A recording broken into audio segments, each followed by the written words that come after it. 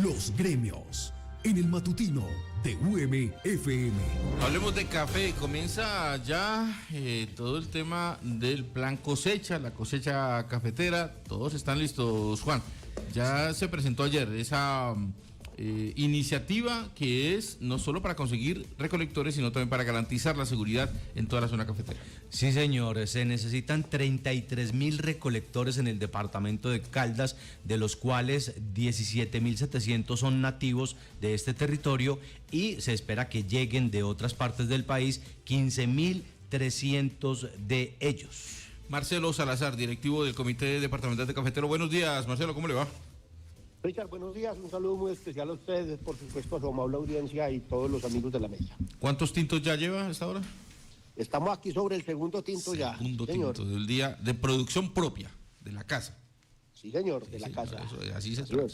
Oiga, ¿de dónde llega el resto de recolectores? Si casi, creo que menos de la mitad son de Caldas. 17.000 y se necesitan 15.000. Allá. ¿De dónde llegan los otros recolectores? Sí, señor, mire, al departamento de Caldas lo buscan regularmente los recolectores que vienen del sur del país.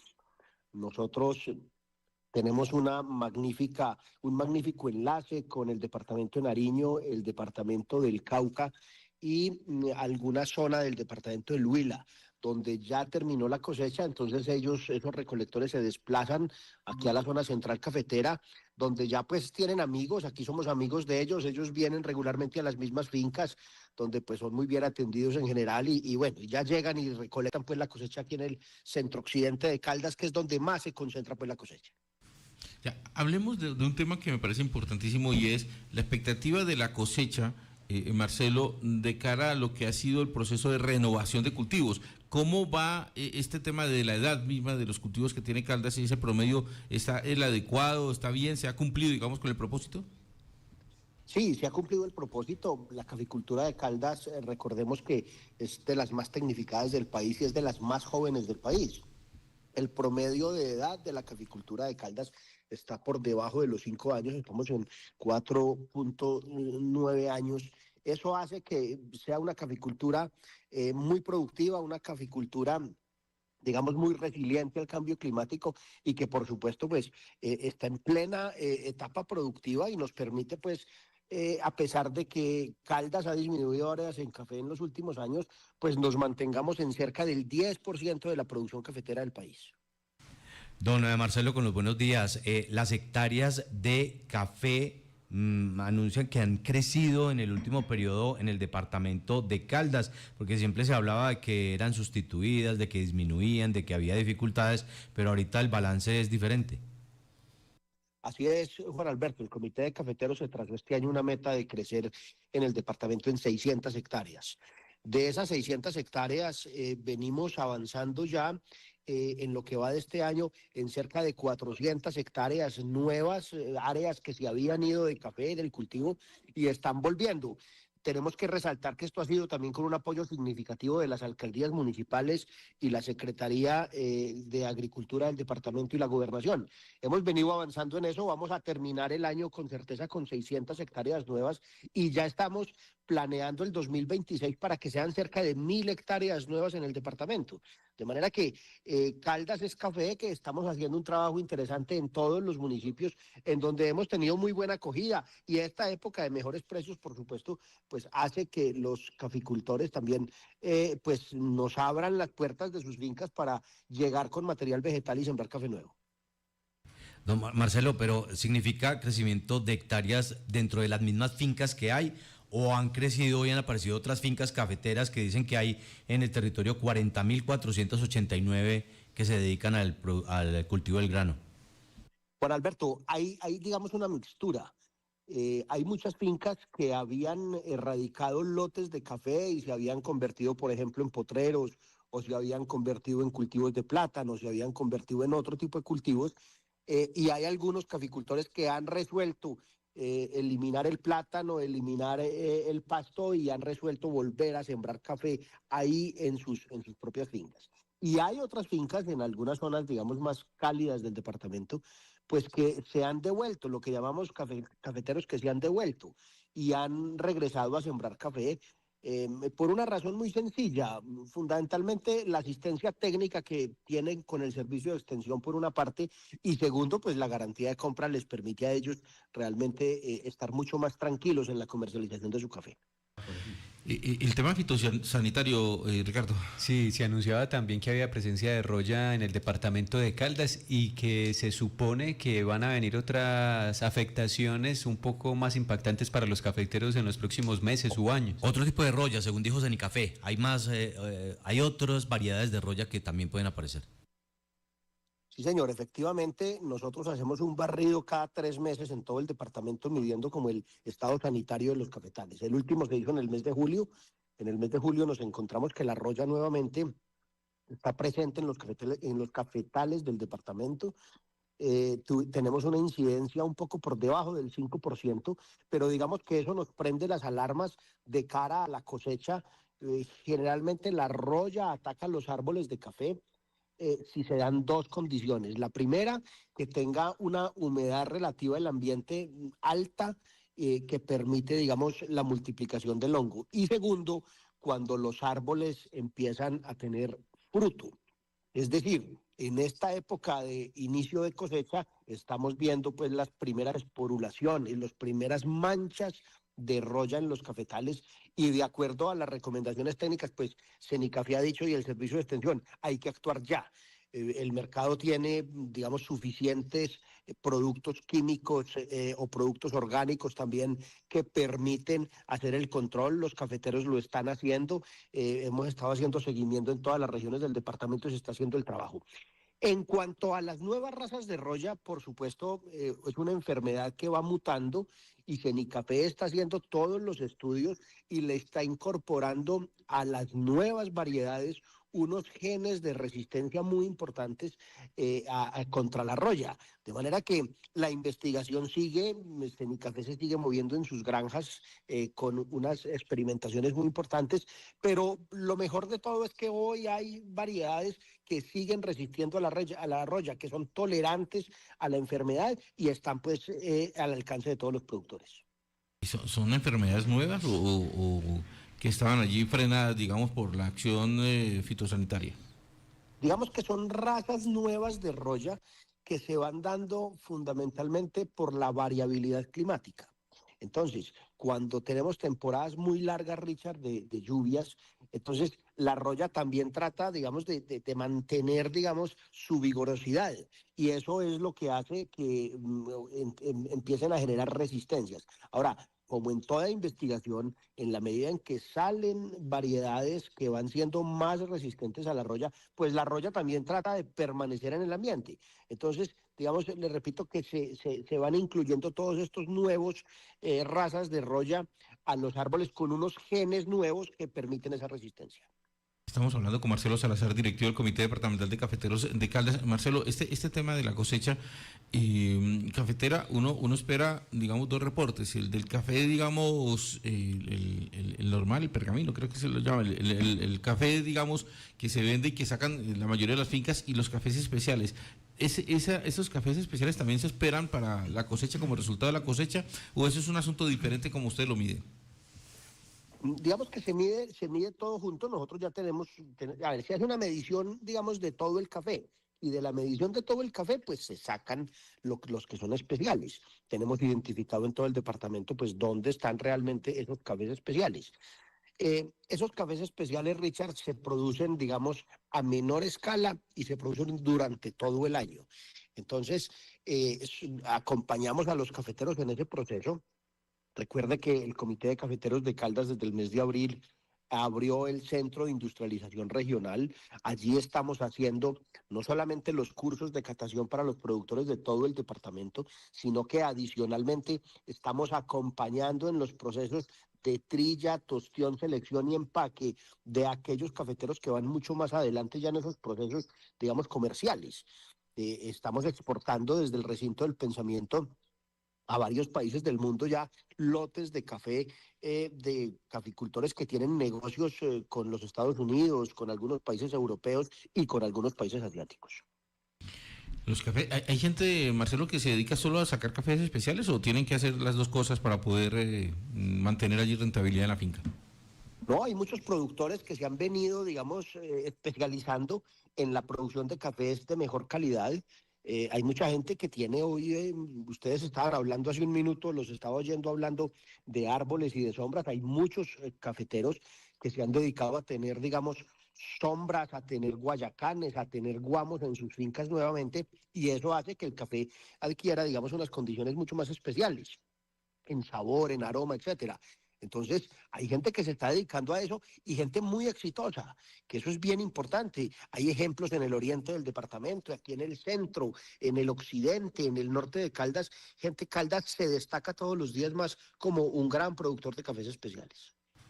Néstor. Señor Marcelo, a propósito del crecimiento en el precio, que uno ve que hay un café que en estos momentos se paga muy bien, el tema de la cosecha, ¿cómo están también las garantías en términos de mano de obra? ¿También hay un aumento allí en términos de la remuneración para el que recoge el café? Sí, Néstor, así es.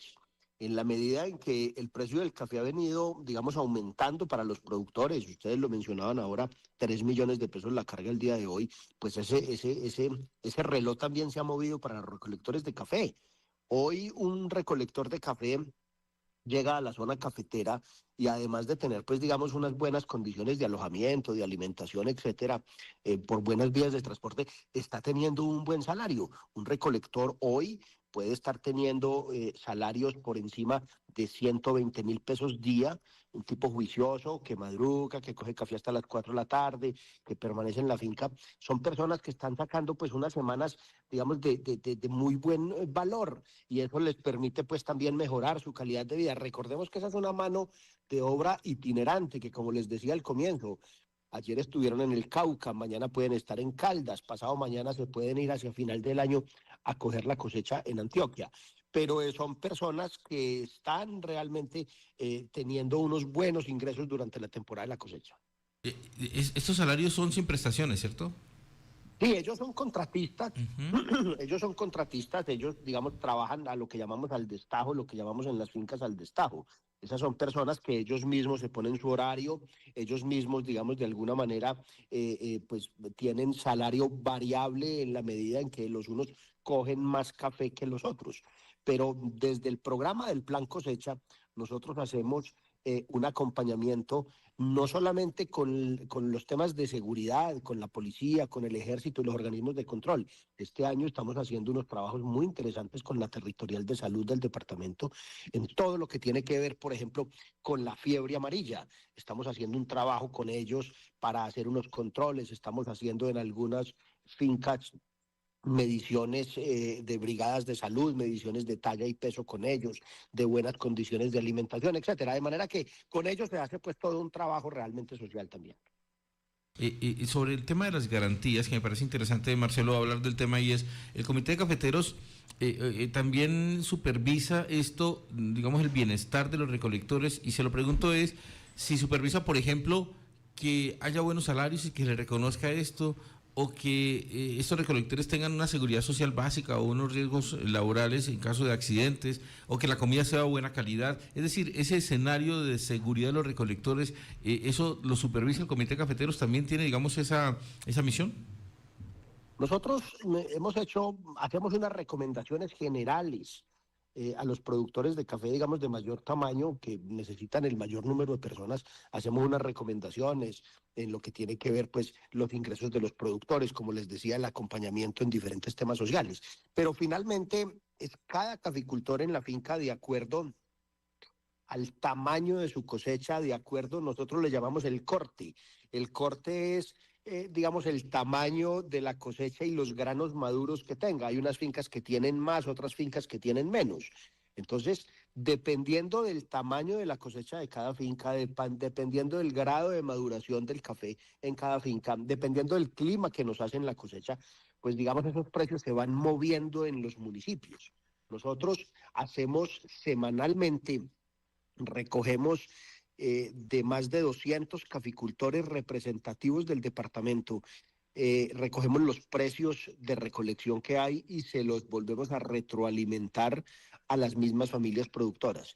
Y digamos que vamos estableciendo los precios por municipio, pero finalmente la decisión final la toma es cada productor, a cómo está pagando en su finca.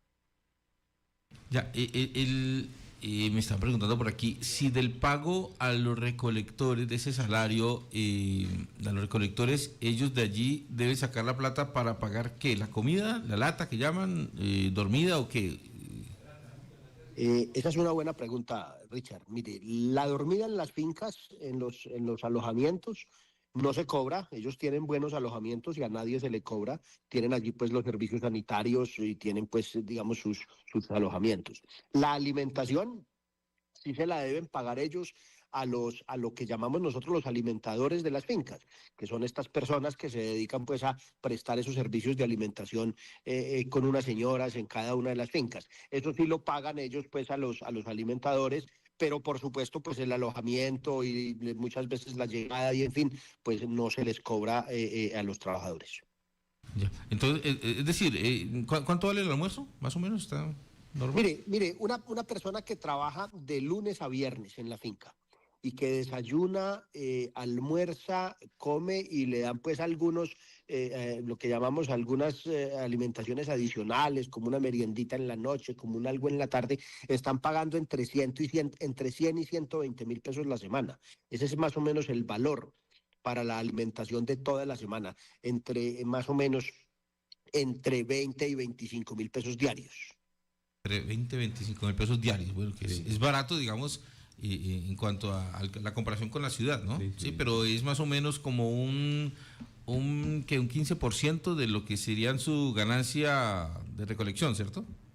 Sí, es realmente barato y es una muy buena alimentación. En eso el Comité de Cafeteros, también a lo largo de los años, nosotros hacemos muchas capacitaciones con las señoras de sus alimentaderos para que sean, pues en primer lugar, que sea una buena alimentación, una alimentación propia de nuestra región, pero que adicionalmente se fabrique, se procese en buenas condiciones sanitarias. Nosotros a esas personas en compañía del SENA, que ha jugado un papel muy importante en la Escuela Gastronómica del SENA, en donde nos acompaña con esas personas para que ellas tengan, digamos, esos carnets de manipulación de alimentos y tengan pues unas normas básicas de la fabricación de los alimentos en las fincas.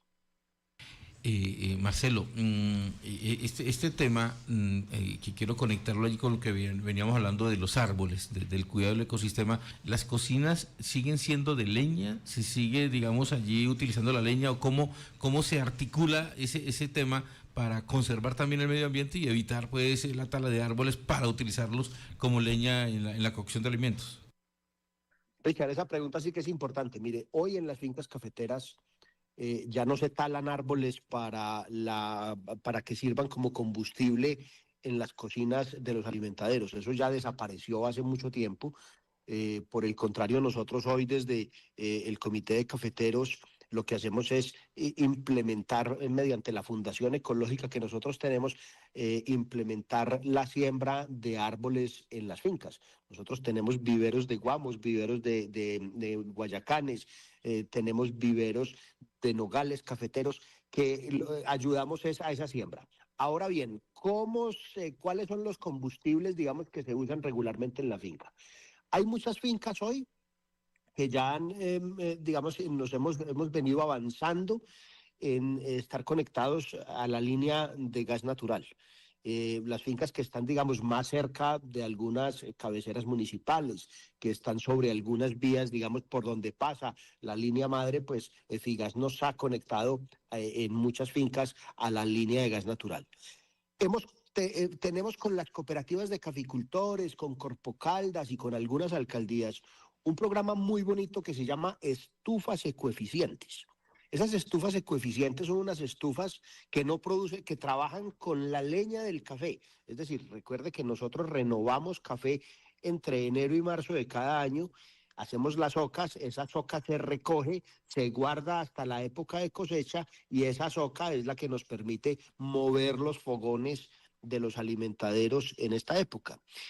Esa leña que se mete en esos fogones no produce humo por digamos, por un mecanismo que tienen esos fogones ecoeficientes, entonces digamos que no son tan contaminantes ni le hacen daño pues a las señoras que trabajan en esas cocinas. Y de esa manera pues usamos la leña, pero en ningún momento ya pues se talan árboles, ni mucho menos pues para esa labor. Oiga, ¿todavía hay guamo en los cafetales o más o menos? Hay menos guamos, por supuesto, hay menos guamos. Nosotros hemos venido desde los programas que tenemos de Sembrando con Sostenibilidad con las mujeres cafeteras del departamento, hemos venido implementando la siembra de guamos machetos, los que ustedes hablaban ahora, los que producen esas guamas grandes que son muy sabrosas. Digamos, estamos volviendo a sembrar guamos en el departamento. Estamos haciendo un trabajo, lo mencionaba el rector con los guayacanes, ya tenemos unos corredores en donde esos guayacanes están creciendo, pero que yo estoy seguro que en unos años vamos a ver unos corredores muy bonitos de las vías del departamento sembradas, se van a ver esos corredores amarillos y rosados, eso va a ser muy bonito seguramente cuando tengamos esas condiciones dadas de que se florezcan los guayacanes. ¿Qué es lo que iba a preguntar, profe Duan? Doctor Marcelo, que si ustedes han logrado Identificar. y comprobar si la guama da anemia, que mi papá decía eso. No, un saludo muy especial, doctor Duan. No, señor, eso no lo tenemos comprobado, pero yo no lo sé si eso se hace. Si le cae encima, sí. Pues muchos de los campesinos nuestros y quienes hemos vivido de la ruralidad y de las fincas, pues comimos muchas guamas, hombre, realmente, comimos cuando estábamos más jóvenes, comimos muchas guamas y bueno, y aquí vamos. Como Pepa Guama dicen es porque es muy difícil de agarrar, ¿no? Es lisa, No, la como carnosidad. nos salió como Pepa de Guama porque nos comíamos la motica de la guama y la Sale la tirábamos, pepa. la botábamos y... Sí. Exacto, y sale como Pepa Guama porque eso es liso, ¿no? Eso también Deliciosa sale esa guama. liso. Muy bien, Marcelo, hasta pronto, hombre, muchas gracias. Bueno, un saludo muy especial a todos. Aquí quedo pendiente del café de Marcelo. Yo no lo he probado, ¿no? Usted ya lo probó, Duan, Dentro de ¿no? poco llega y al librita Eso aquí. para acá, integrante de la mesa. Allá Le doy el llegará dato, con somos mira, 8. ya le llega. Ese café es de Anserma, ¿cierto?